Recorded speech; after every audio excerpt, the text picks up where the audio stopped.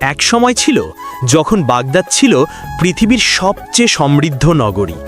সেই শহরে প্রতিদিনই সকাল হতো জ্ঞানের আলোয়, রাতে জ্বলে উঠত আলোর প্রাসাদ।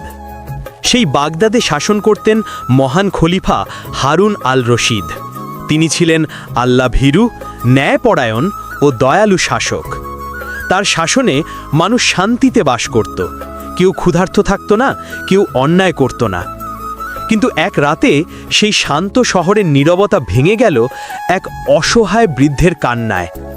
রাজপ্রাসাদের দরজা বন্ধ হচ্ছিল, তখনই প্রহরীদের সামনে এসে দাঁড়ালো এক দরিদ্র ব্যবসায়ী। তার চোখ লাল, মুখ শুকনো, গায়ে ছেঁড়া কাপড়। কণ্ঠ কাঁপতে কাঁপতে সে বলল, আমার সব কিছু লুটে নিয়েছে এক ধনী লোক। আমি ন্যায় চাই, হে খলিফার প্রহরী, আমার কষ্টটা তার কানে পৌঁছে দাও। প্রহরীরা বিস্মিত হয়ে তার দিকে তাকালো। তাদের মধ্যে একজন দৌড়ে গেল খলিফার কাছে খবর দিতে। খবর পেয়ে খলিফা হারুন আল রশিদ শান্ত কণ্ঠে বললেন, তাকে ভেতরে আনো। বৃদ্ধকে প্রাসাদের ভিতরে আনা হলো। সে মাটিতে বসে পড়ল এবং কাপা কণ্ঠে বলল, হে আমিনুল মুমিনিন, আমি সৎভাবে ব্যবসা করতাম, কিন্তু এক ধনী লোক আমার পণ্য জোর করে নিয়ে গেছে। আমি ন্যায় চাই, হে খলিফা, আমি ন্যায় চাই। খলিফা কিছুক্ষণ চুপ করে বৃদ্ধের মুখের দিকে তাকিয়ে রইলেন।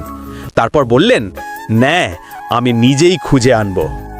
রাত গভীর হলো, প্রাসাদের বাতি নিভে এলো।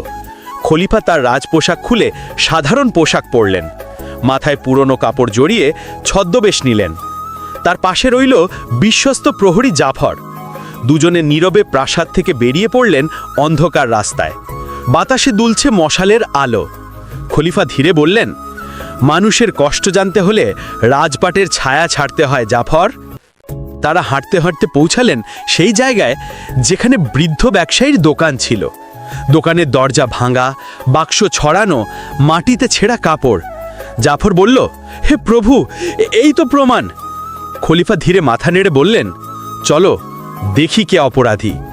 সকালে খলিফা ছদ্মবেশেই বাজারে গেলেন। সেখানে দেখলেন এক ধনী লোক গর্বে হাঁটছে, গলায় সোনার হার, হাতে আংটি। তার দোকানে ঝুলছে অনেক পণ্য, রেশম, মশলা, রত্ন, যা আসলে বৃদ্ধের জিনিস। খলিফা এগিয়ে গিয়ে বললেন, ভাই একটু দয়া করো, দরকারে দামে দাও। ধনী লোক ঠোঁট বাঁকিয়ে হেসে বলল, দয়া? আমি দয়া করি না, আমি ব্যবসা করি, আল্লাহর নামে নয়, নিজের বুদ্ধিতে। খলিফার চোখে আগুন জ্বলে উঠল, কিন্তু মুখে রইল শান্তি। তিনি বাজারের কিছু লোককে জিজ্ঞেস করলেন, এই মানুষটা কেমন?